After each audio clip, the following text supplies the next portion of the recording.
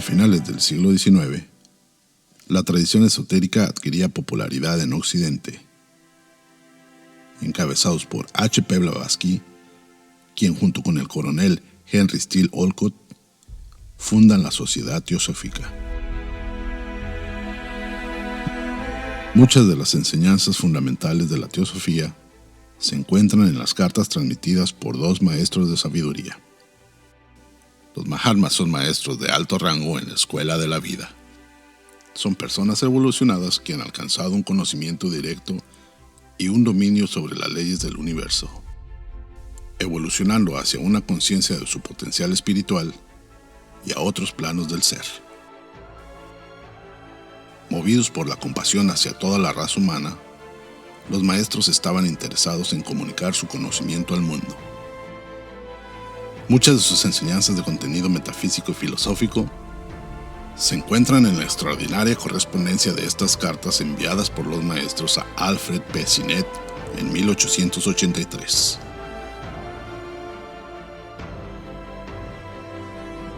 Hacemos la invitación para unirse al estudio de las cartas de los Mahatmas los días martes a las 11:30 horas del centro de México. Impartido por Enrique Reich, doctor en psicología, autor y conferencista internacional, donde analiza los aspectos fenomenales del contenido de las cartas y comenta su impacto posterior en la sociedad teosófica.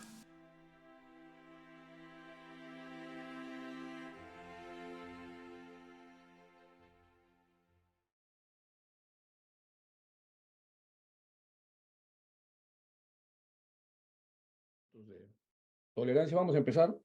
Vamos a continuar con nuestro estudio de las cartas. Empezamos con la invocación de Radha. Hay una beatitud y un poder más allá de nosotros mismos que viene en la ayuda de aquellos que están preparados para recibirlo.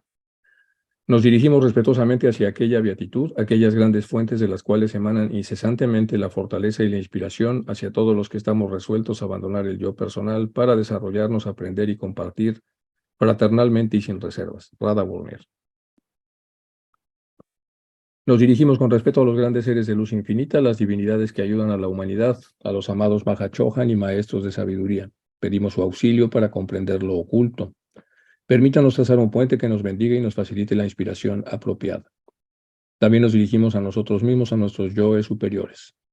Seamos como el estudiante fiel que nunca pone en duda a sus maestros, que siempre los ama con devocional afecto, que siempre los admira y los respeta porque sabe que son el divino camino que a todos nos aguarda.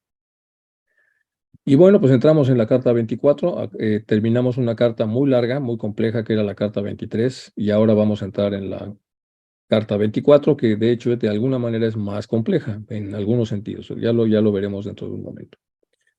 En esta carta va a tocar el maestro Kasha, entre muchas otras cosas, las dichosas contradicciones, que así fue como se bautizó en el orden de cartas que hizo Barker. Esta fue recibida en otoño de 1882, y por eso aparecen aquí los maestros, y del otro lado Sinnett y Hume. Bueno, ¿cómo aprendemos los humanos? Voy a hacer una pequeña introducción a todo esto para entender lo que el maestro va a decir aquí, porque el maestro va a decir una serie de cosas que es necesario detenerse a analizar con mucho cuidado. ¿Cómo aprendemos los humanos? ¿Qué estamos haciendo en estos cursos? ¿Qué hicieron los maestros con la información que compartieron? Pues obviamente están ellos tratando de que nosotros, que estamos algunos escalones o peldaños por debajo de ellos, podamos entender y comprender las cosas que ellos, que nos llevan un poco de adelanto o bastante adelanto, pueden compartir con nosotros. Entonces vamos a hablar un poco de esto porque el maestro lo va a tocar dentro de un momento. Entonces, según Piaget, él es uno de los autores que ha trabajado sobre el desarrollo cognitivo o la forma en la que los niños adquieren conocimiento acerca del mundo que les rodea, pero pues al final este es un proceso cognitivo que es necesario que podamos nosotros repasar. Según Piaget, tiene 4 etapas: una sensoriomotora, así todos fuimos niños y pasamos esta etapa, una etapa preoperacional, una etapa de operaciones concretas y de operaciones formales. Y entre esas dos es como estamos los seres humanos. La inteligencia puede ser operativa o figurativa, dice Piaget. La operativa es lo que nos permite percibir, comprender, anticipar, reaccionar, manipular a las transformaciones. Ya como adultos hacemos lo mismo. Tenemos capacidades de percibir, capacidades de comprender lo que se nos dice. Con eso hacemos capacidades de anticiparnos a las cosas, porque ya las conocemos y sabemos lo que va a pasar, de reaccionar que puede ser a tiempo o tardíamente, y de manipular las transformaciones. Y la inteligencia figurativa es la que permite hacer lo mismo con esos elementos. Ahí está compuesta de conceptos, características constantes o condiciones. Y aquí viene un poco de la interacción, y luego al final viene cómo se relaciona todo esto con la asimilación y la acomodación, y aquí es donde viene el tema importante. Mediante los procesos de aprendizaje que tienen los niños y los adultos, la información obtenida, que es producto de la interacción entre el que sabe más y el que sabe menos, con el medio, interacciona con los esquemas de conocimiento que tiene el que está aprendiendo, o la red de ideas, nociones, imágenes, que el que aprende va formando acerca del mundo. En el proceso de asimilación, los esquemas influyen en la forma del conocimiento adquirido. La información nueva, aquí viene lo importante, es modificada para adecuarse a los esquemas de conocimiento del que aprende. Esto sucede cuando los esquemas de conocimiento de alguna forma explican, condicionan o afectan la información nueva, es decir, la información nueva cae en un espacio íntimo del que está aprendiendo y le va a generar explicaciones, condicionamientos y afectaciones de todo tipo. En el proceso de acomodación del nuevo conocimiento en el contexto cognitivo del que aprende, la información nueva podría modificar o alterar los esquemas de conocimiento, sobre todo si es una información que choca con lo previamente aprendido. Los esquemas de conocimiento son incompatibles con la información nueva o no permiten explicar la información que se recibe, con lo que es necesario modificar. Bueno, todo esto lo estoy haciendo para poder entender lo que va a decir dentro de un momento el maestro. Entonces, ellos están compartiendo información muy importante. Esta información requiere ser percibida, analizada y comprendida, y después acomodada.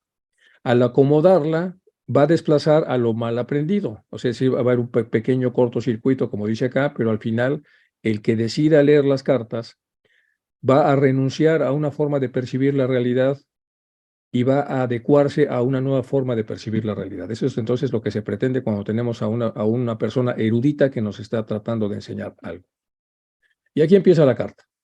Dice: espero que tendrá en cuenta, dice el maestro, mi extraordinaria obediencia al haberme esforzado laboriosamente y en contra de mis deseos en compilar argumentos en favor del demandante con referencia a las contradicciones alegadas. Algo que aparentemente movió mucho el tapete de los Mahatmas y hasta del Mahachohan es el que Hume, en algún momento dado, cuando no entendía las cartas, los haya acusado de contradictorios, o que estaban llenos los maestros de contradicciones. Y por eso en muchas de las cartas el maestro hace referencia, lucha contra esa acusación que se le hizo de ser contradictorio. Por eso entonces estos primeros 4 renglones. Por eso dice: espero que tendrá usted en cuenta mi extraordinaria obediencia al haberme esforzado laboriosamente y en contra de mis deseos, me he esforzado mucho y no porque así lo haya yo querido, en hacer una compilación de argumentos en favor del demandante, que es Hume, con referencia a que alega que yo he caído en contradicciones. Como ya he dicho en otro lugar, no me parece que valga la pena preocuparse de ellas, aunque por el momento confunden mis ideas sobre el de Bachan y sobre las víctimas de accidente, que es donde supuestamente Hume acusó al maestro de tener contradicciones. Porque no me atormentan, es por lo que nunca hasta ahora tuve en cuenta su sugerencia de lo que debería tomar nota de ellas. Y aquí pongo un poco el tema de contradicción. La contradicción es toda proposición que resulta falsa para todas las posibilidades de verdad, por lo menos filosóficamente, o equivalentemente que bajo ninguna condición es verdadera. Esa es otra manera de entender la contradicción. A diferencia de su contrafigura, que es la tautología, que es incondicionalmente verdadera por cualquier lugar que se le vea. En literatura, la contradicción puede entenderse como decir lo contrario de lo que otra persona afirma o negar lo que se da por cierto.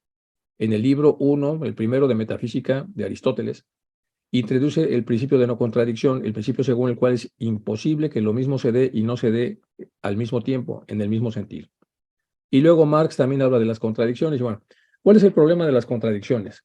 Cuando una persona está compartiendo un conocimiento que es muy importante y lo está recibiendo un grupo de personas, y una de las personas que recibe el conocimiento acusa a aquel que le enseña de contradictorio, el resto de los escuchantes, el resto de las personas que están aprendiendo, cierran un poco su seso y ya no permiten que se dé el proceso de asimilación y de acomodación, porque se pone en pausa.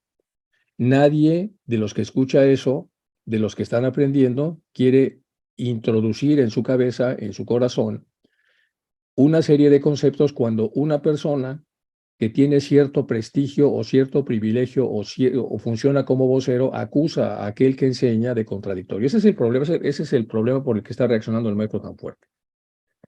Y dice, Hume se ha sentido impulsado a buscar contradicciones, dice el maestro. Él se ha sentido impulsado, ha sentido el impulso de que en nuestras cartas busque contradicciones en algunas cartas que se refieren a la evolución del hombre. Pero conversando con él, yo siempre sostuve que no se trataba en absoluto de contradicciones, sino que se deben simplemente a la confusión sobre rondas y razas, una cuestión de interpretación de palabras. Luego él pretendió creer que usted ha construido la filosofía a medida que iba avanzando, es decir, que no era una filosofía milenaria, sino que se iba creando conforme se iba avanzando, y que sorteó las dificultades inventando muchas más razas de las que en principio se habían estudiado, cuya hipótesis yo siempre he puesto en evidencia como absurda. Bueno, aquí se está defendiendo el maestro entonces de las famosas, que así se llama esta carta, contradicciones. Dice, no he vuelto a copiar aquí los pasajes sobre las víctimas de accidentes citados en mi carta del 12 de agosto y que están en aparente contradicción aparente con las correcciones de mi carta sobre teosofía. Usted ya se ha expresado a propósito de estas citas en el reverso de mi carta de fecha del 12 de agosto. Bueno, lo que dice el maestro. 3. Puedo comprender fácilmente que se nos acuse de contradicciones, insiste el maestro, e incongruencias, e incluso hasta de escribir una cosa hoy y negarla mañana, como usted ya ha dicho. Si usted pudiera saber tan solo cómo escribo mis cartas y el tiempo de que dispongo para dedicarlo a ellas, tal vez se sentiría menos crítico, si no menos exigente. ¿Por qué? Porque ya nos había dicho en otro momento que el maestro pasa horas tratando de diseñar la carta antes de pasarla al chela, que a su vez la va a precipitar para que pueda llegar entonces al destinatario. Este pasaje fue el que me indujo a pensar que tal vez por ser que alguna de las primeras cartas hubiera sido en sí la víctima del accidente, pero sigamos con el caso del demandante y a partir de ahora le llama entonces demandante a Hume. 6. Ciertamente una vez que el nuevo ego ha renacido en el Devachan, retiene durante un tiempo proporcionado a su vida terrestre el recuerdo completo de su vida espiritual en la tierra.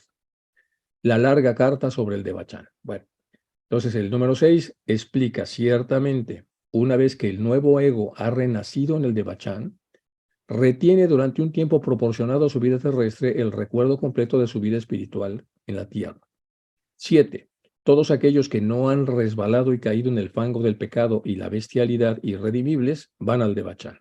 Bueno, son cosas que ya se habían dicho y en las que aparentemente no hay contradicciones. 8. En cada caso, el Devachan es un paraíso idealizado de la propia creación del mismo ego, construido y llenado por parte de él con las escenas de los múltiples incidentes y atestado de personas que él esperaría encontrar en esa esfera de compensación de la felicidad. 9. Ni tampoco podemos llamarle recuerdo completo, sino más bien un recuerdo parcial. El amor y el odio son los dos únicos sentimientos inmortales, los únicos supervivientes del naufragio del yo, del Ye-Dharma o mundo fenomenal. Imagínese pues a usted mismo en el Devachan rodeado de aquellos a los que usted ha amado, con ese amor inmortal, con las sombras de las escenas familiares relacionadas con ellos como el telón de fondo, y un vacío perfecto para todo lo demás relacionado con su anterior vida social, política y literaria. Carta precedente, es decir, notas. El número 10, puesto que la percepción consciente de la propia personalidad en la Tierra es tan solo un sueño evanescente, ojo, puesto que la percepción consciente de la propia personalidad en la Tierra es tan solo un sueño evanescente, es decir, maya, esa sensación será igualmente la de un sueño en el Devachan, solo que 100 veces más intensa. La larga carta sobre el Devachan atestigua esto. 11. Un melómano que pasa eones deleitándose escuchando las sinfonías divinas tocadas por imaginarios coros y orquestas angélicos. Larga carta sobre el Devachan. Véase 9 en el 10º, vea mis notas del 10 sobre Wagner. Usted dice, en ningún caso, pues a excepción de los suicidas y de los cascarones, existe posibilidad alguna para cualquier otro ser atraído a una sesión espiritista. Y vienen las notas para explicarlo. Y en el 2, en el margen, dije raramente, pero no he pronunciado la palabra nunca. Esto también lo había aclarado en otra de las cartas, apéndice a la mía del 12 de agosto. Es decir, el maestro está defendiéndose de las cosas que le han acusado de decir contradicciones, cuando realmente, de acuerdo a lo que él dice, no es así. En un solo y único caso, dice el maestro señalado en sus páginas y en mis respuestas, la última, el demandante, Hume, tiene derecho a ser escuchado. pero no lo tiene ni siquiera a un cuarto de penique por daños y perjuicios. O sea, porque al hacer ese tipo de aseveración con ese adjetivo, obviamente perjudica la calidad de la enseñanza que se está transmitiendo, puesto que legalmente nadie, ni el demandante ni el demandado, tiene derecho a alegar ignorancia de la ley. También en las ciencias ocultas, los discípulos laicos deberían estar obligados a conceder el beneficio de la duda a sus instructores. En los casos en los que, debido a la gran ignorancia de ellos en esa ciencia, es más que probable que interpreten mal los significados, en lugar de acusar a sus instructores de golpe y porrazo de incurrir en contradicciones. Y esto resume un poco el malestar que tiene el maestro, pero además lo que está señalando el maestro es que es muy grave una acusación así porque está afectando de manera directa el contenido que los maestros están esforzando en trasladar al género humano. Y vamos a poner más sobre el tema de las contradicciones, no mucho más, pero por ejemplo hay un estudio de Mao Zedong sobre la práctica, se llama su libro Formas y Cimientos Filosóficos de la Ideología Política, que más tarde se convertiría en el maoísmo. Fue escrito en el 37, en el siglo XX, como una interpretación de la filosofía del materialismo dialéctico. Mientras Mao estaba en su base guerrillera en Yan'an, Mao sugiere que todo movimiento y vida es el resultado de una contradicción. Y este libro habla de las ventajas y los beneficios de entrar en procesos de contradicción. Y, por supuesto, es un texto político, y la idea es que ustedes puedan verlo entonces como las contradicciones pueden sacarle provecho a ciertas cosas en ciertos contextos, que no es el caso, por supuesto, del conocimiento espiritual que estamos trabajando. Mao define la identidad como dos pensamientos diferentes que coexisten, dos aspectos de la contradicción coexistentes a los aspectos que pueden transformarse el uno en otro. Cualquier aspecto depende de la existencia de al menos de uno u otro aspecto. Bueno, el famoso Popper, el filósofo famoso, tiene un libro que se llama El desarrollo del conocimiento. Y aquí dice, podríamos haber inferido cualquier otro enunciado que quisiéramos. Por ejemplo, César no era un traidor, Julio César, así podemos inferir que es igual o no es igual, es decir, no solo en todo el enunciado que quisiéramos, sino también su negación que podemos querer demostrar. Ese es el tema de la contradicción. Al final, el buque que queda cuando una persona es acusada a otra de contradictoria es que lo que está diciendo es falso, o al menos una parte de lo que está diciendo. Porque si está diciendo tesis y antítesis simultáneamente, pues alguna de las dos cosas es falsa, y eso descafeína muchísimo la información que está tratando de transmitirse. Luego tenemos aquí Heisenberg demostró experimentalmente las inexactitudes de la causalidad, a la que llamó teoría de la incertidumbre. Aquí vamos a ver cosas más profundas sobre las contradicciones, o ley de la indeterminación de la materia. Esto ya es física cuántica. Entonces, Lupasco, a partir del nuevo concepto de materia-energía, formuló conceptos fundamentales de la lógica de la contradicción, pero por lo menos a los niveles profundos de lo que dice la cuántica, donde las contradicciones no solo son abstracciones filosóficas o científicas, sino sistemas constitutivos de la realidad. O sea, toda realidad de alguna manera es contradictoria, dependiendo de cómo se le vea.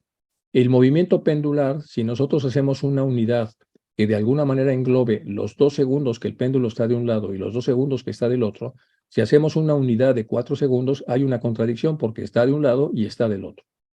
Todo sistema se basa en antagonismos, señala categóricamente, y son las limitaciones del propio devenir del plano físico los que hacen que nosotros entonces podamos encontrar contradicciones donde realmente no existen. Aquí tenemos Carnot, que habla de la entropía, y es exactamente lo mismo. El segundo principio de la termodinámica, matematizada por Clausius, afirma que toda transformación de la energía es una degradación de la misma, como ocurre con la radiación de calor o de luz. Los efectos tienen un sentido determinado y son irreversibles. Es decir, todo va bajando de intensidad.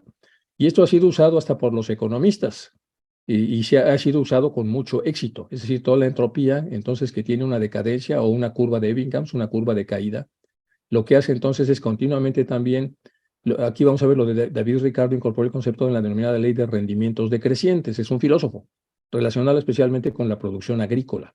Desde entonces, economistas de distintas tendencias han dado diferentes interpretaciones. Sin embargo, de manera general, la ley se refiere a que una determinada actividad económica siempre irá disminuyendo paulatinamente sus niveles de crecimiento a causa del aumento de la oferta, del estancamiento de la disminución. Es decir, toda novedad entrará entonces en un periodo de declive natural.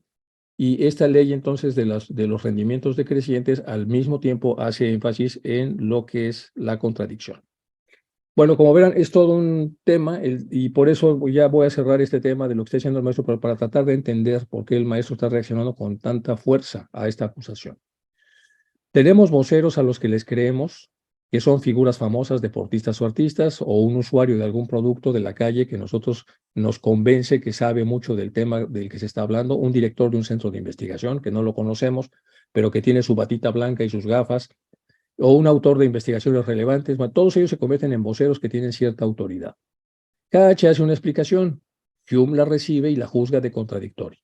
La audiencia reacciona a la acusación de Hume, algunos dándole alta credibilidad al acusador, a pesar de no aclarar de qué se trata, solo dice que hay contradicciones. Otros le dan una credibilidad media y otros una credibilidad baja. Pero de alguna manera se afecta la capacidad que tiene esta enseñanza de aterrizar en los cerebros de las personas que están intrigadas o por lo menos interesadas en escucharlo. La teoría nueva entonces se encuentra contraflujos, es decir, cosas que van en contra de sí misma para ser admitida en la mente de los lectores, que es el proceso de acomodación de Piaget. Alguien, Hume, ornitólogo famoso, ha señalado que hay contradicciones. Y esto se explica con el famoso diamante de Nixon que está aquí. Nixon, cuando trataba de reelegirse, se dio cuenta que no podría reelegirse porque el mercado que hace las votaciones le faltaban 2 o 3 puntos para tener la mayoría necesaria para reelegirse como presidente, y se dio cuenta que uno de los problemas es que la gente lo consideraba belicista y la gente en Estados Unidos estaba harta del belicismo y entonces trataba de que el presidente que quedara no fuera belicista. También se dio cuenta que Nixon directamente no era considerado belicista, sino que Nixon, al ser republicano y los republicanos, al tener la representación social de belicistas, entonces automáticamente era belicista y le faltaban 3 puntos para reelegirse. A alguien se le ocurrió que se hiciera amigo de un gran ideólogo enorme que es Quaker. Este Quaker es una persona muy asociada a la espiritualidad, muy activo.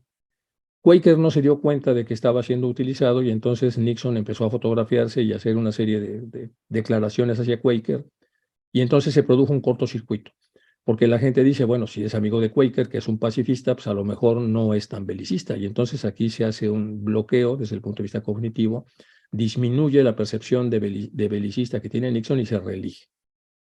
Lo que está pasando aquí entonces al acusar al maestro de contradictorio es que se genera otra vez también aquí una barrera en donde ya no va a haber el proceso de acomodación tan fácil. Estamos hablando de 1882 y por eso el maestro está reaccionando de una manera tan enérgica desde mi punto de vista.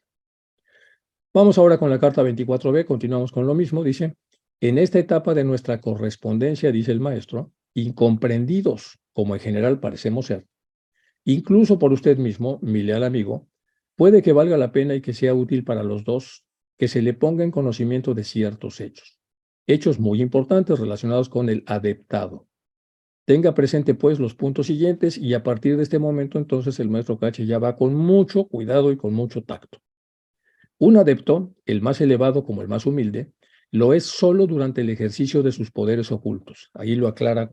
Número 1, dice que es un adepto solamente cuando está utilizando sus poderes ocultos, cuando no es un ser humano común y corriente. 2, en el momento en el que esos poderes sean necesarios, la voluntad soberana abrirá la puerta al hombre interno. Ese es el adepto es el hombre interno, que solo puede emerger y actuar libremente a condición de que su carcelero, el hombre externo, esté total o parcialmente paralizado según sea el caso. A saber, ya sea porque mental y físicamente, mental pero no físicamente, físicamente pero no por completo mentalmente, ni lo uno ni lo otro, pero con un velo acásico interpuesto entre el hombre externo y el interno. Bueno, aquí empieza a explicar entonces el maestro ya con mucho detalle para que no parezca que es contradictorio lo que es un adepto, que es lo que él se le había preguntado y el maestro está tratando de explicar. Y es una gran pregunta que continuamente los teósofos en determinado momento cuando estamos estudiando hacemos. ¿Qué es un adepto? ¿Cómo es un adepto? ¿Por qué se le llama adepto al adepto? Etcétera. Entonces, repito, un adepto, el más elevado como el más humilde, lo es solamente durante el ejercicio de sus poderes ocultos. En el momento que los utiliza se convierte en adepto, es lo que está diciendo el maestro. En el momento que esos poderes sean necesarios, la voluntad soberana abrirá la puerta al hombre interno. Cuando esos poderes sean necesarios, la voluntad soberana de esta persona abrirá la puerta al hombre interno. Ese es el adepto, que solo puede emerger y actuar libremente a condición de que su carcelero, que es el hombre externo, esté total o parcialmente paralizado. Es decir, no pueden coexistir ambos. Hay que paralizar al hombre mundano, al hombre vulgar, para que el otro brote. Y entonces puede ser que esta paralización sea mental y física, mental pero no física, física pero no completamente mental, y ni lo uno ni lo otro, pero con un velo acásico interpuesto entre el hombre externo y el interno. Y aquí viene, bueno, un poco de la casa para entender lo que sería la última posibilidad, que es el velo acásico. El acasa es un término sánscrito, significa éter, ya sabemos. La sutil, supersensible esencia espiritual que llena y penetra todo el espacio. El éter anda por todos lados, también ya lo sabemos. La sustancia primordial erróneamente identificada con el éter como sustancia primordial, puesto que es respecto al éter lo que es el espíritu respecto a la materia, o el atma respecto al kamarupa. En realidad, es el espacio universal en el que está inmensamente la ideación eterna del universo en sus siempre cambiantes aspectos sobre los planos de la materia. Aquí es muy importante, entonces, dice que está erróneamente identificado el acaso con el éter, porque la casa sería la parte espiritual del éter sería la parte, es lo que yo entiendo, la parte más material de la casa, y por eso pone aquí los ejemplos que serían más o menos la relación entre espíritu respecto a la materia o el atma respecto al kamarupa. Bueno, vamos con lo que sigue. En el espacio universal que está inmanente la ideación eterna del universo en sus siempre cambiantes aspectos sobre los planos de la materia y objetividad, y del cual procede el logos o pensamiento expresado. Por esta razón declaran los Puranas que Akasa solo tiene un atributo, el sonido, puesto que es el sonido y no más que el símbolo descifrado del logos, o sea, del verbo o lenguaje, en su sentido más místico. Bueno, y lo demás pues ya lo conocemos en relación a lo que es el Akasa, para tratar de darle un poco de profundidad a lo que aquí está explicando el maestro, para que no caiga en contradicciones. El más mínimo uso de los poderes ocultos exige pues un esfuerzo tal como usted lo puede ver ahora. Podemos compararlo al esfuerzo muscular interno de un atleta preparándose para utilizar su fuerza física. Es decir, se requiere todo un entrenamiento para poder activar al hombre interno. Igual que no es probable que un atleta esté siempre recreándose, hinchando sus venas por anticipado antes del levantamiento de un peso. Eso solo lo hace esporádicamente, pero lo que sí hace es tener la condición física que le permita hacerlo. De la misma manera, puede suponerse que un adepto no mantendrá su voluntad en constante tensión y al hombre interno en plena actuación todo el tiempo, 24 horas al día, cuando no exista una necesidad perentoria para hacerlo. Cuando el hombre interno descansa, el adepto se convierte en un hombre común y corriente, limitado a sus sentidos físicos y a las funciones de su cerebro común y corriente, es decir, su cerebro físico.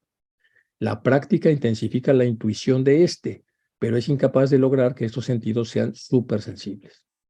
El adepto interno siempre está dispuesto, siempre está alerta, y eso basta para nuestros propósitos. En momentos de descanso, pues, sus facultades también descansan. Cuando me siento a comer o cuando me visto, leo o me ocupo de cualquier otra cosa, no estoy pensando ni siquiera en los que están cerca de mí.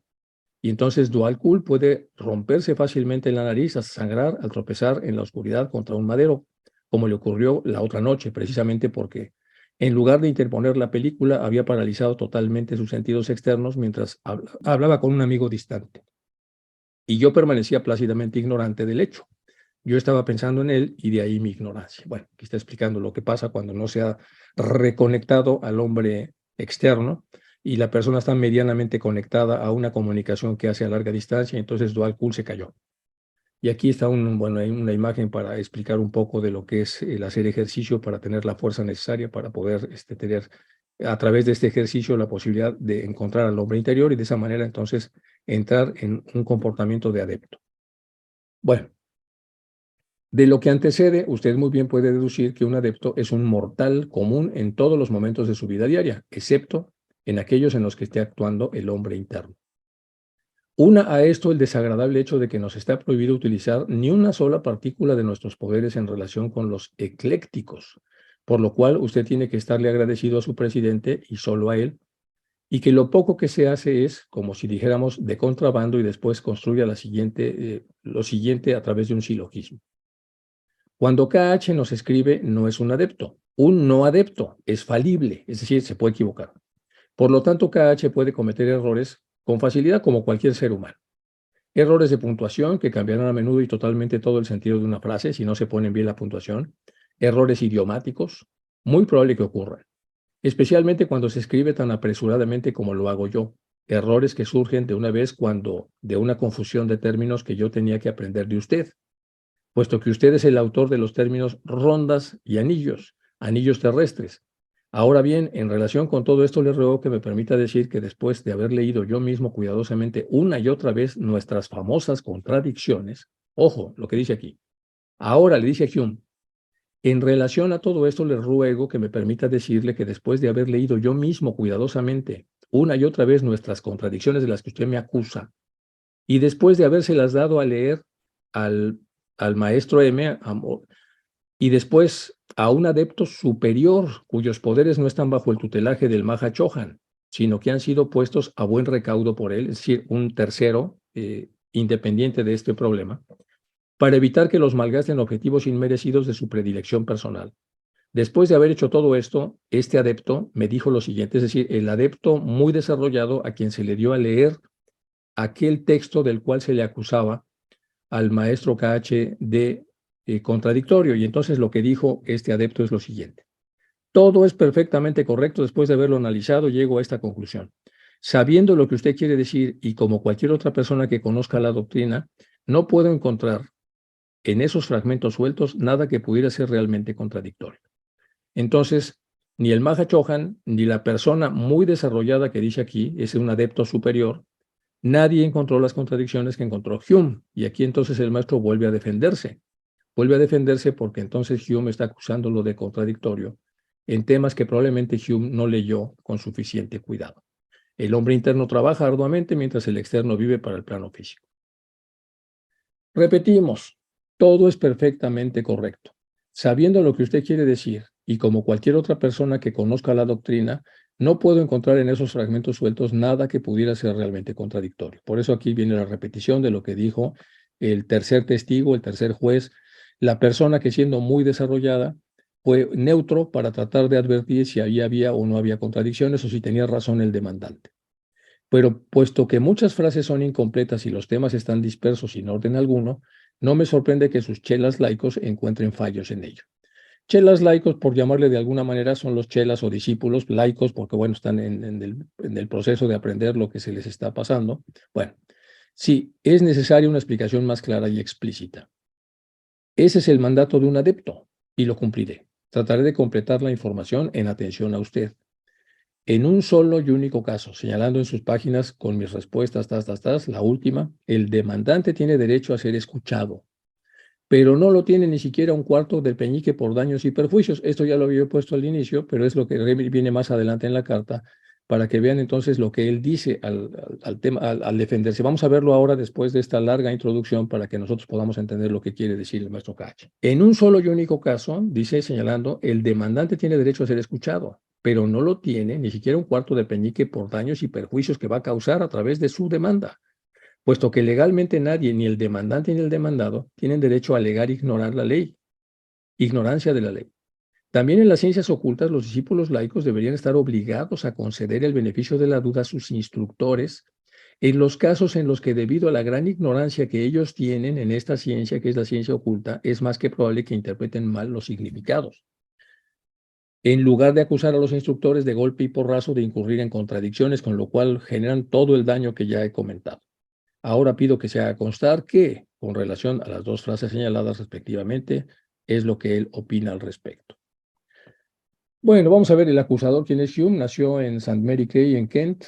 Era nieto de un director de compañía. ¿Por qué era importante que una persona como Hume hiciera un comentario de esa naturaleza? Bueno, pues estuvo en la Compañía de las Indias Orientales, hijo de un célebre reformador político de Inglaterra, miembro del Parlamento, Joseph Hume. Fue educado en el Colegio de la Compañía de las Indias Orientales. Haileybury contrató con los estudios en la del University College Hospital de Londres, donde estuvo medicina y cirugía.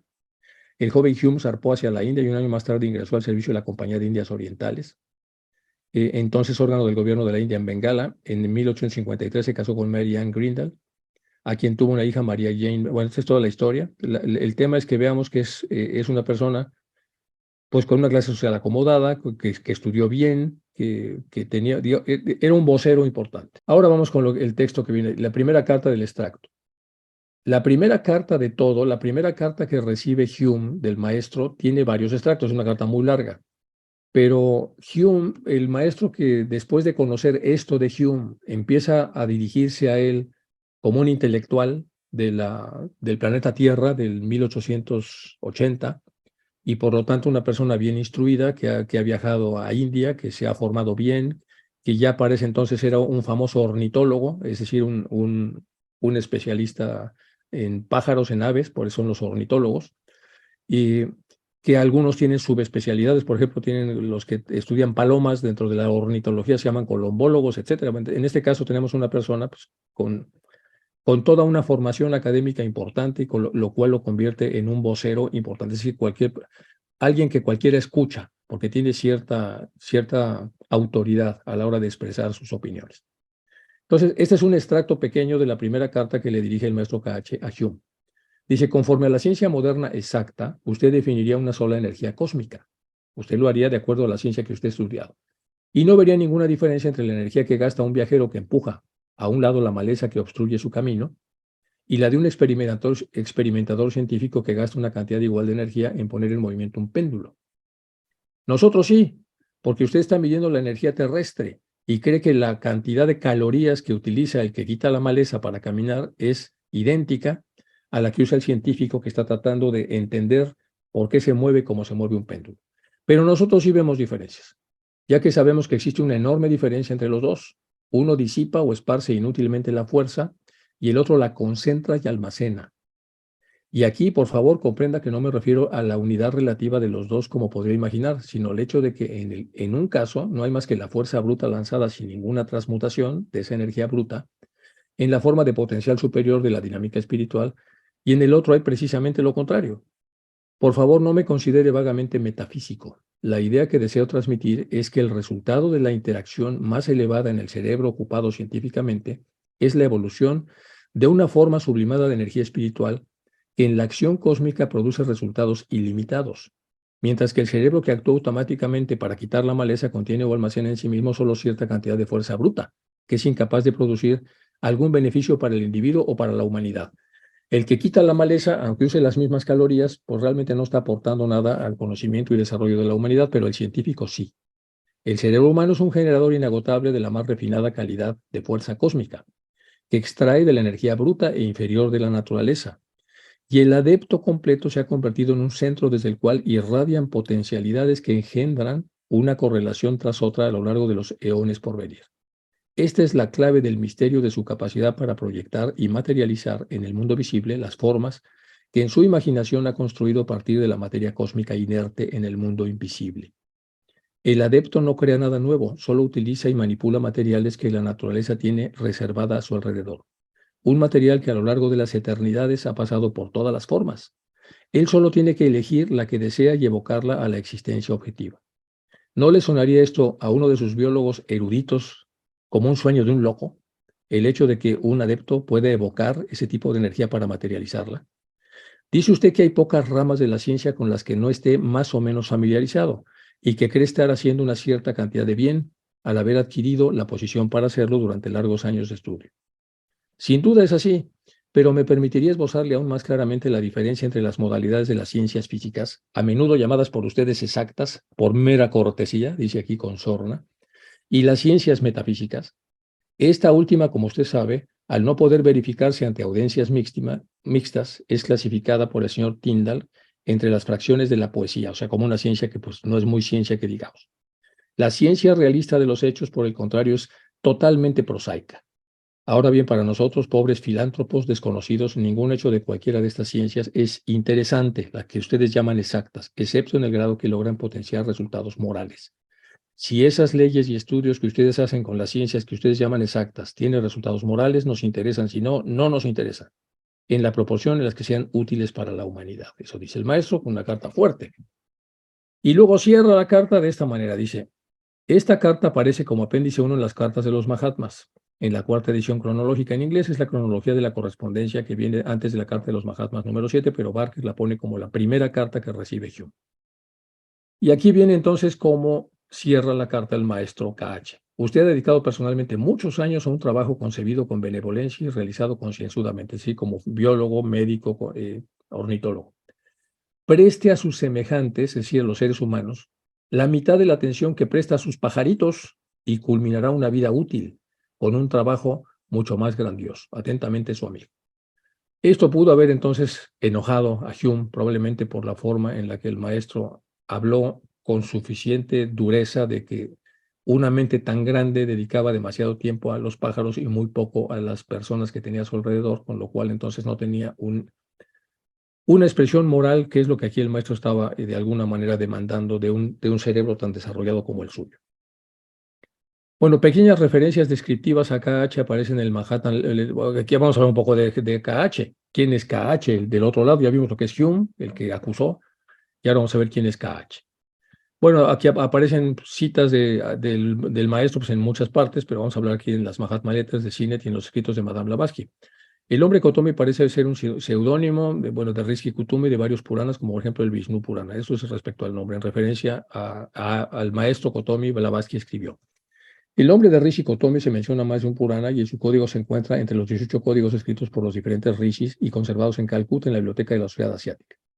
Pero no se nos ha informado si existe alguna conexión entre nuestro Mahatma, el maestro Kotomi, con ese nombre y el rishi. Y no nos sentimos justificados a especular sobre el tema. Todo lo que sabemos es que ambos son brahmines del norte, mientras que los moryas son casatrillas. Aclaración, las primeras cartas de KH a Sinnett están firmadas con el nombre de Kotomi Lal Singh. Sin embargo, más adelante en la correspondencia él dice que Lal Singh fue una adición hecha por su discípulo Dual Kul. Un retrato del maestro Kotomi. En una entrevista con Charles Johnston, el famoso Charles Johnston, el biógrafo, el que estuvo ahí cerca de Blavatsky, a H.P.B. Blavatsky describía la letra del maestro KH de la siguiente manera. Evidentemente un hombre de carácter muy suave y uniforme, pero de tremenda voluntad, lógica fácil de llevar, tomando dolores interminables para aclarar su significado. Fue en conjunto la escritura de un hombre culto y muy simpático. También conozco personalmente al maestro Kotomi, dijo en este caso, dijo Leadbeater. Es del tipo bastante diferente, más gentil y sin embargo el amigo íntimo de otro, el maestro Morya. Viven uno junto al otro en un pequeño templo budista a medio camino entre las casas. En Nueva York lo tuve en un boceto coloreado en la seda china en el pasaje cerca de las residencias de Kotomi y de Michoacán, con un vistazo en la casa de este último y de parte de un pequeño templo. Madame Blavatsky en una carta a la señora Hollins Billings escribió, ahora Morya vive generalmente con Kotomi, que tiene su casa en dirección a las montañas de Karakorum, el Karakorum más allá de Ladakh, que se encuentra en el pequeño Tíbet y ahora pertenece a Kashmir. Es un gran edificio de madera en forma de pagoda, en forma china, entre un lago y una hermosa montaña. Todos sabemos, ya habíamos puesto en otra de las clases, les enseñé, incluso la versión coloreada de donde están las casas de los dos maestros. Y bueno, esto es lo que se sabe de él. Se dice que el maestro KH vive en una casa en un barranco en el Tíbet, cerca de la casa del maestro Morya. De este estamos hablando. El maestro Morya, en una carta a Sinnett, escribió el retiro de KH de la siguiente manera, y de este lado vamos a empezar. Es conformado por la referencia dada por el propio Mahatma KH en una carta a Sinnett. Bajaba por los desfiladeros de Coetlun Karatorum, tú los llamas, y estaba cruzado por la Ladakh en mi camino a casa. Leadbeater describió la apariencia física del maestro KH de la siguiente manera. Perdón, algunas cosas de traducción, bueno, yo no las pude hacer bien aquí, pero bueno, describió de la siguiente manera. El maestro Kotomi usa el cuerpo de un brahmin Kashmir y tiene la tez más clara que el inglés promedio. Él también tiene el cabello suelto y sus ojos son azules y llenos de alegría y amor. Su cabello y barba son marrones, lo que cuando la luz del sol lo atrapa se vuelve rojizo, con reflejos dorados. Su rostro es algo difícil de describir porque su expresión cambia constantemente a medida que sonríe. La nariz está firmemente cincelada y los ojos son grandes y de un azul líquido maravilloso. Es lo que dice entonces Leadbeater sobre el maestro. Y luego aquí el famoso retiro, dice en esta carta de Morya Sinnett, describió el retiro de KH de la siguiente manera.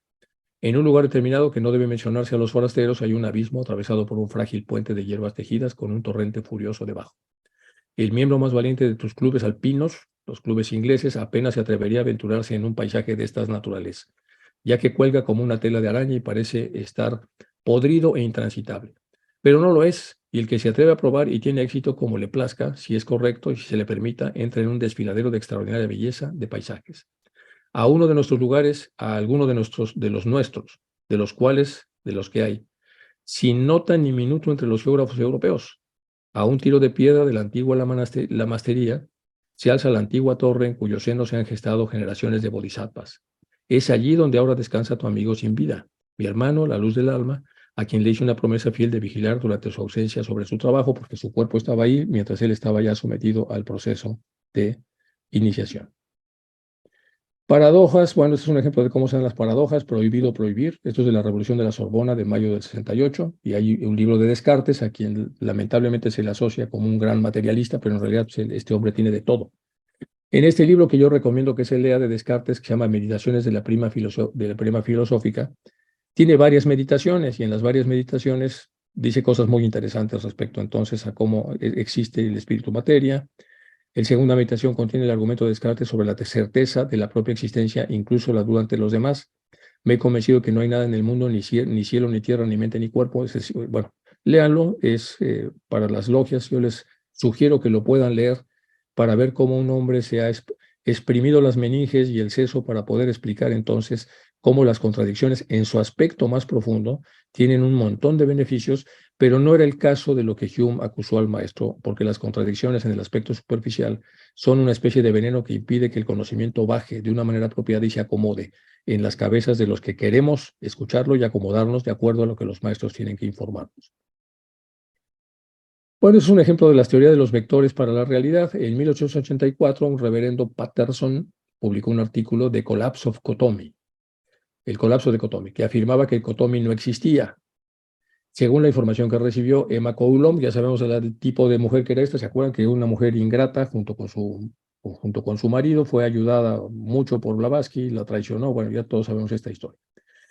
Bueno, Cotomi afirmó haber sido indio, dice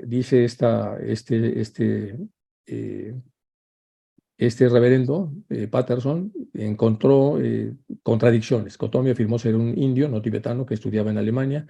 Sin embargo, dice él, no hablaba alemán, hindi o punjabi.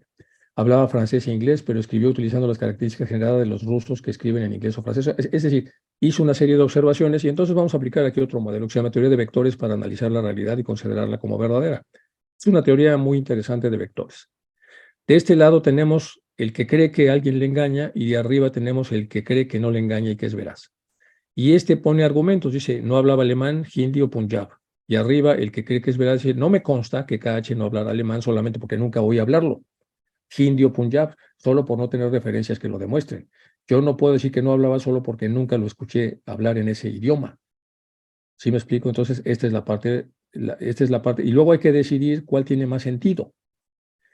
Bueno, KH estudió en Alemania y seguramente habló alemán en aquel tiempo, dado que tenemos entonces las referencias de que allí estuvo. Esa es la técnica de observar la totalidad. Y abajo, escribía, según yo, con características de todos los rusos cuando escriben en inglés. Aquí estaba presuponiendo entonces que en realidad era la misma Blavatsky, que era rusa, la que estaba entonces teniendo el tipo. Bueno, esto es la teoría especulativa y paranoica que casi cualquier persona puede hacer acerca de otra persona, y esto es el sentido común. Es el sentido común en donde, hasta que no haya pruebas contundentes a través de las cuales se pueda acusar a una persona de lo que se le está acusando, y aún en ese caso, pues hay todo un debate, etcétera. Bueno, y el que apoya mucho este sistema es Edward de Bono, con su famoso libro de 6 sombreros para pensar. Edward de Bono tenía mucha claridad en todos los modelos cognitivos de este tipo. De hecho, yo se lo aprendí a él, específicamente la teoría de vectores para analizar la realidad. Es un agregado que tuve la suerte de conocer a Edward de Bono, y él me lo enseñó. Y me pareció muy apropiado. Yo lo uso mucho en psicoterapia, pero me parece es tremendamente importante a la hora de deducir cuando hay un debate entre personas que tienen argumentos huecos y personas que tienen argumentos con sentido. Ayuda mucho entonces a definir el punto de la brújula a través del cual uno puede más o menos orientarse antes de utilizar los textos y poder a través de ellos ayudar a una persona que necesita que sus argumentos puedan entrar en cierta claridad. Y esto pasa con todos los seres humanos que son ayudados, porque ellos tienen pues, sus dudas, tienen sus propias preferencias, tienen sus propias posturas internas en relación a cosas que les pasan. Y cuando estas posturas internas que tienen están huecas o no están asociadas a un análisis o a una examinación profunda, como dice Krishnamurti, cuando no son bien examinadas, pareciera que están en equilibrio, pero cuando las examinamos a fondo vemos que no hay ningún equilibrio. Las cosas huecas son huecas, no tienen sustancias; las cosas que no son huecas, pues no son huecas, tienen sustancia, y entonces es mucho más fácil definir qué es exactamente el sentido de la acusación. Entonces aquí está lo del reverendo: porcentaje de confiabilidad, dar crédito al vocero oscuro, entonces baja la credibilidad. Se cierra el corazón de la enseñanza, entonces se retrasa el progreso personal. Gana la oscuridad al detener y bloquear a un estudiante, y entonces pues todos nos fastidiamos. Las áreas cognitivas son complejas, y aquí hay varios temas que se trabajan en psicoterapia para entender esto. Por ejemplo, los puntos de inalcanzabilidad, de imperdonabilidad, de intolerancia, de indefendibilidad, cuando creemos que ya no se puede defender algo, de incredibilidad, de inapoyabilidad, cuando estamos incómodos para apoyar algo, de incomprensibilidad, de intolerabilidad o indefendibilidad, etc.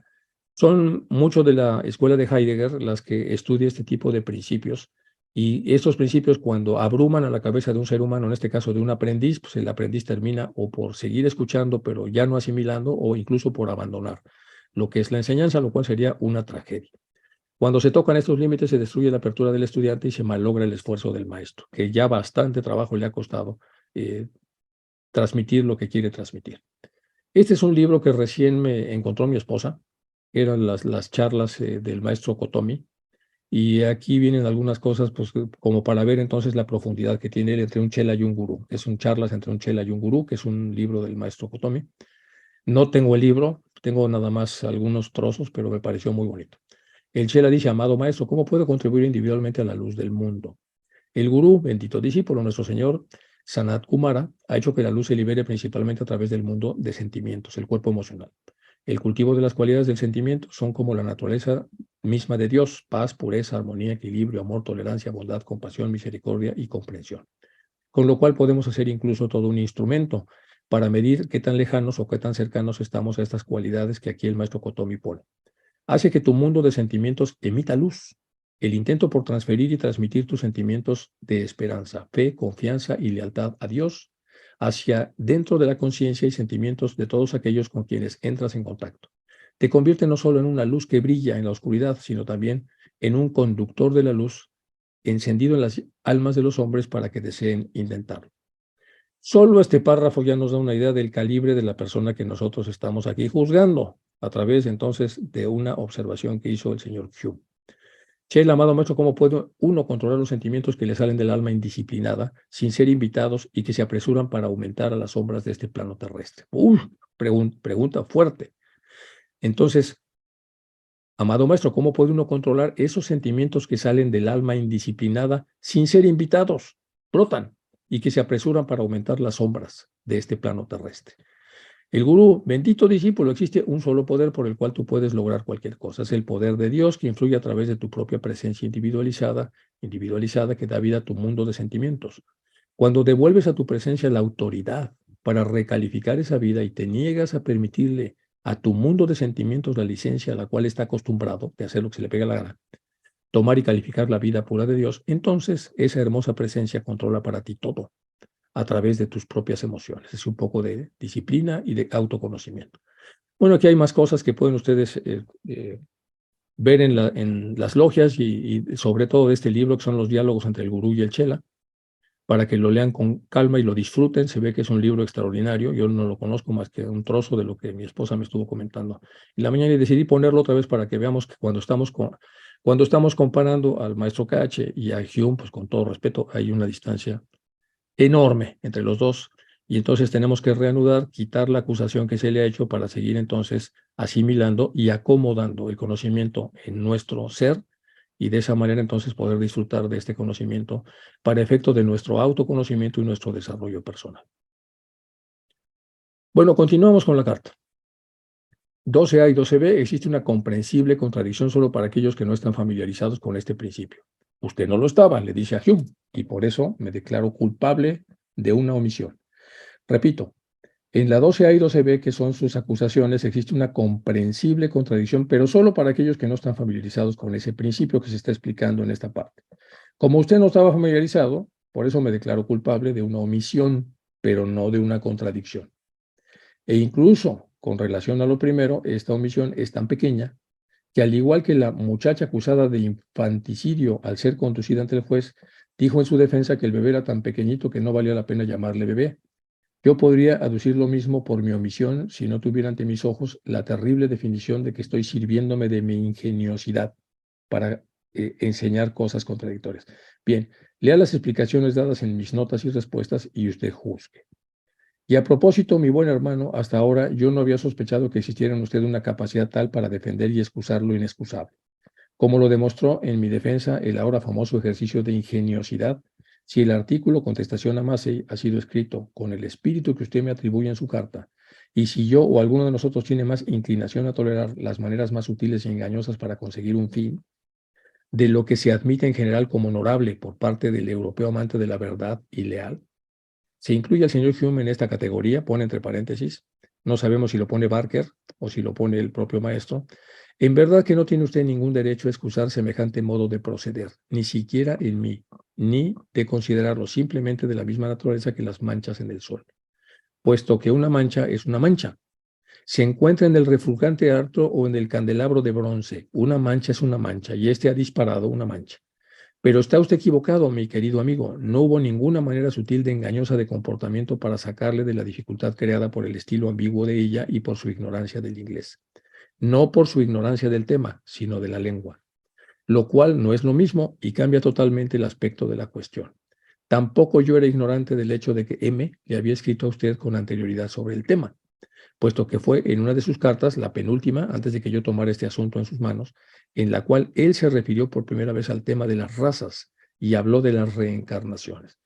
Bueno, pues el maestro se sigue defendiendo, como verán, toda esta carta tiene que ver con ese tema. Por eso es que decidí entrarle con mayor profundidad al tema este. Déjenme ver, aquí hay algunas cosas más con el Pias Levi, porque este tema es largo. Bueno, sí, es un tema largo. Luego viene aquí el Levi, y ahí puse otras dos láminas para hablar del tema. Una lámina en general de las Collective Writings de Blavatsky y otra de la propia carta del maestro, que también va a venir en esta carta. Entonces yo creo que voy a dejar acá, es una carta esta densa, y esta es una que está en defensa del derecho que tiene el maestro de no tener las manchas que se le han impuesto para no bloquear el acceso de información que estas cartas permiten a los estudiantes que somos nosotros de ocultismo. Voy a dejar hasta acá. Es una carta, como les había dicho al principio, complicada. Ya lo vimos que así es. Y por lo tanto tenemos que verla entonces con mucho tacto, con mucha calma, pero sobre todo entender por qué el maestro reacciona tan fuerte a esta acusación debido al problema el problema que le va a causar, la mancha que va a generar, para que al final pues, nos perjudica a todos si nosotros decidimos adelgazar la credibilidad que damos, por supuesto, al maestro. Bueno, pues voy a dejar entonces el espacio abierto para las preguntas que deseen ustedes hacer y dejamos hasta aquí el avance. En la próxima sesión terminaremos con esta carta tan compleja, tan difícil, tan difícil de leer, pero yo creo que se entiende por qué el maestro pone tanto énfasis en las cosas que está diciendo acá, y por eso he tratado de agregar algunas cosas para entender, o según yo, y de acuerdo a mi criterio, el por qué reaccionó de una manera tan fuerte. Ya en la última parte donde leímos el tema de la mancha queda como muy claro el asunto, y de hecho sabemos que es así. Hay muchos más textos a este respecto. ¿Se acuerdan del caso del juicio del famoso Dreyfus en Francia, que se le acusó de alta traición y resultó que no era? Cuando regresó a la vida civil, pues el tipo ya estaba manchado. O sea, ya no sé, digo, guardando las proporciones, no es lo mismo que le pasa al maestro Cotomi, pero sí se afecta la credibilidad. Y al afectarse la credibilidad, pues nos afecta a todos. Este señor que trabaja con los pajaritos, como bien dijo el maestro Cacho. Bueno, si tiene alguna duda, con mucho gusto trataremos de entrar en debate aquí, si ya sea yo o entre todos, para poder entender un poco el contenido y el sentido de esta carta tan compleja. ¿Dudas o comentarios, chicos? Bueno, es una carta cuyo contenido es la defensa de las aparentes contradicciones, a eso se refiere la carta, es una carta larga, y bueno, nos falta todavía la otra mitad, bueno, nos falta de hecho más de la mitad, pero es una carta que merece mucho la pena que reflexionemos y veamos, porque realmente sí tiene un impacto fuerte en la credibilidad, lo cual afecta, pues, por supuesto, el desarrollo del conocimiento teosófico. Esta es la carta 24.